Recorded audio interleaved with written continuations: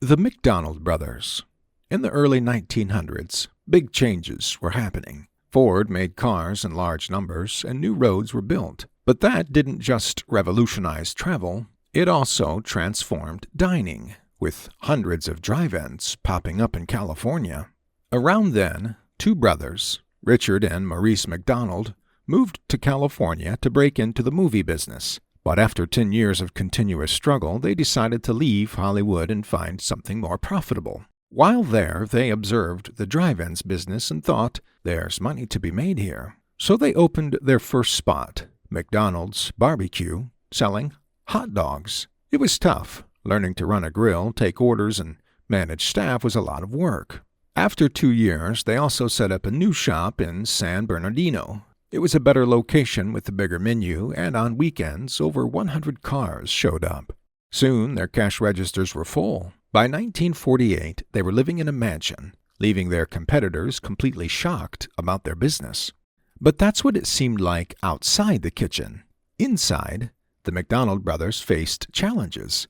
Their restaurant was a rowdy teen hangout. It was stressful to run, and finding skilled cooks was costly. Yet, if they had given up at that time, the world might look very different today. They realized that 80% of their sales came from hamburgers, so they simplified the menu to just burgers, fries, milkshakes, and Coca-Cola. They then redesigned the cooking process, mapping it out on a tennis court and creating the Speedee Service System.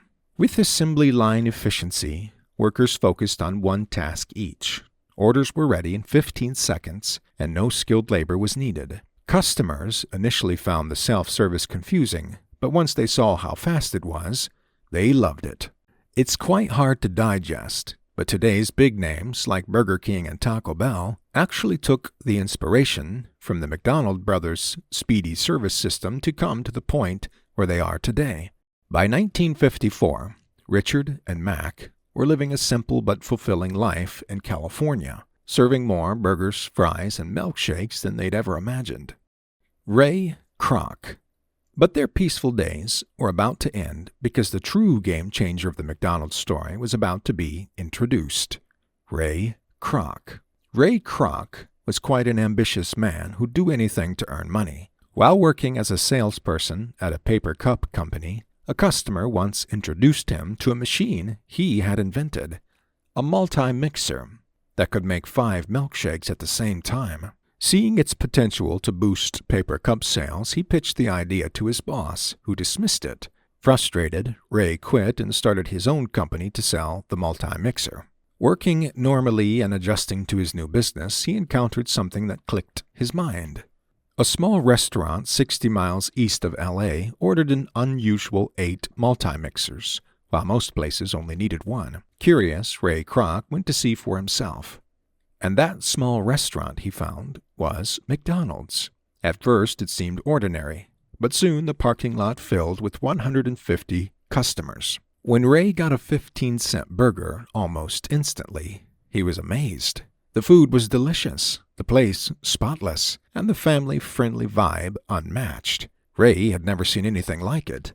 He finally understood why they needed 8 multi-mixers. This was the most efficient fast food operation he'd ever seen.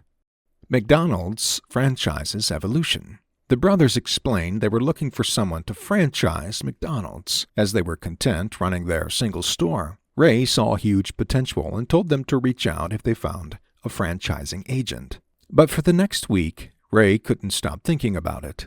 While multi-mixers lasted for years, McDonald's sold thousands of burgers daily. He knew he had to be part of it. And he couldn't wait.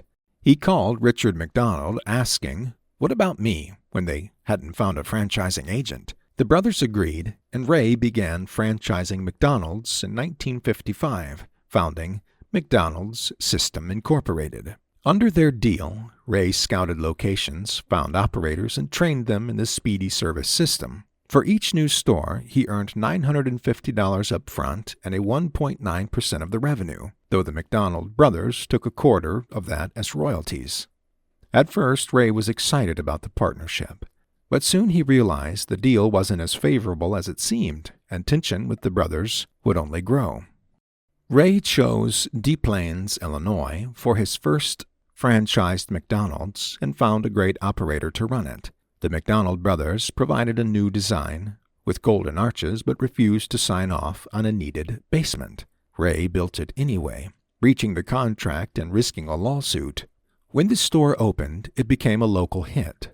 Ray personally ensured high standards, even cleaning the parking lot himself after work. The Illinois McDonald's soon outshone the original, but Ray's earnings, $950 up front and 1.4% of revenue, barely covered his efforts.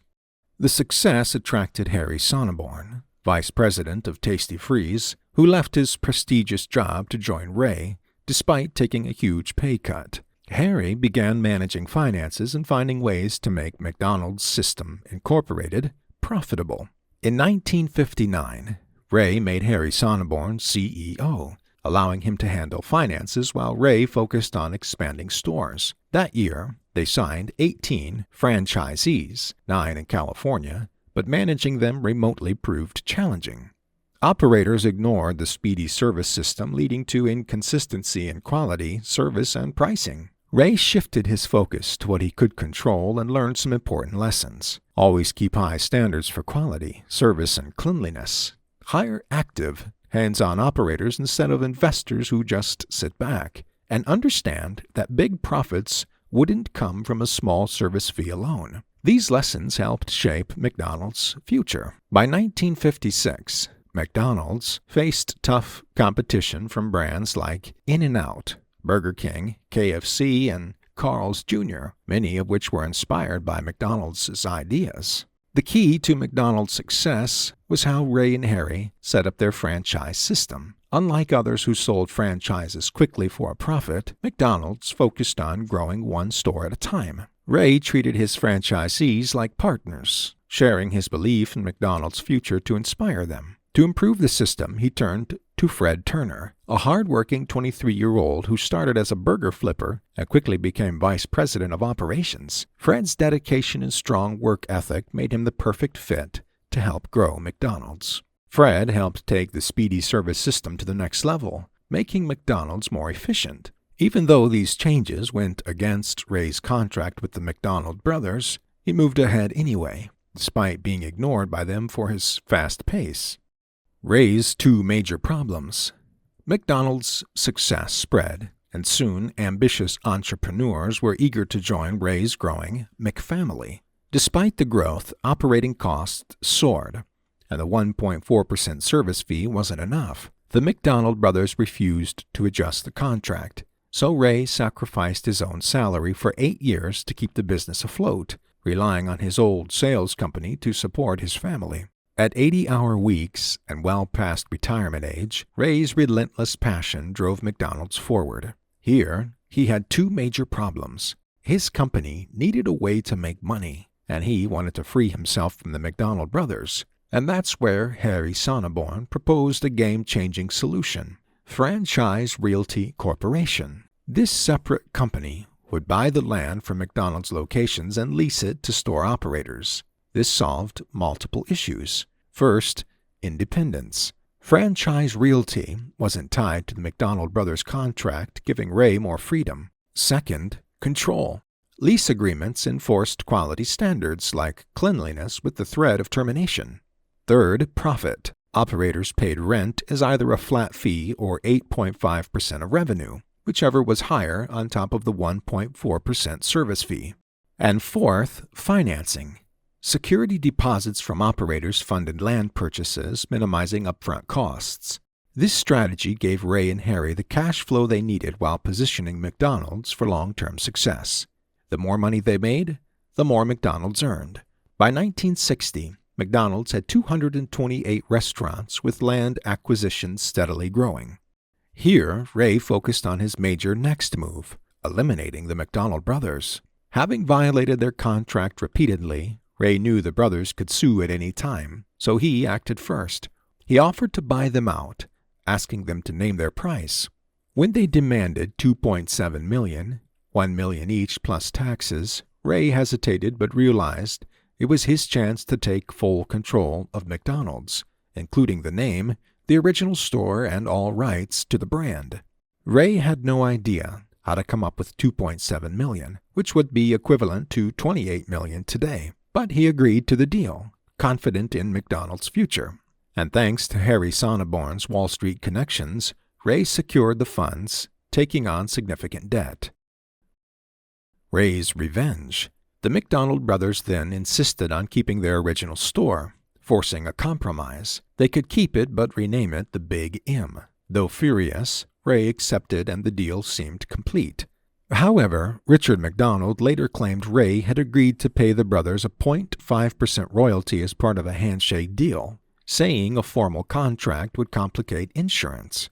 According to Richard, Ray never paid, costing the brothers billions in lost revenue.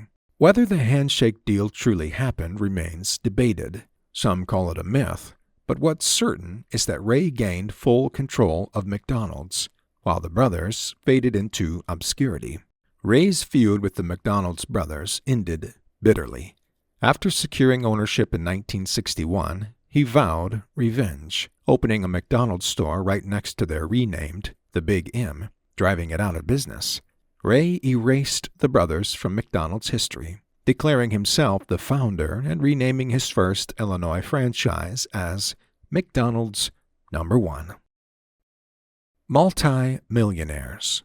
With just 228 stores, Ray asked franchisees to help with local marketing. One operator's TV ad, targeting kids, became a hit, leading to the creation of Ronald McDonald and characters like the Hamburglar and Grimace, making McDonald's even more family-friendly.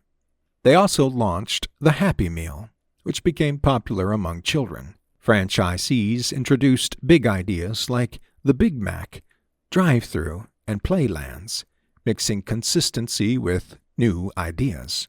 As McDonald's grew, new ideas from local stores spread across the brand. By 1965, McDonald's went public, and the rise in stock value made Ray and Harry multi-millionaires. However, tensions grew between Ray and Harry over expansion strategy. Harry wanted to slow down, fearing a recession, while Ray pushed forward to outpace Burger King.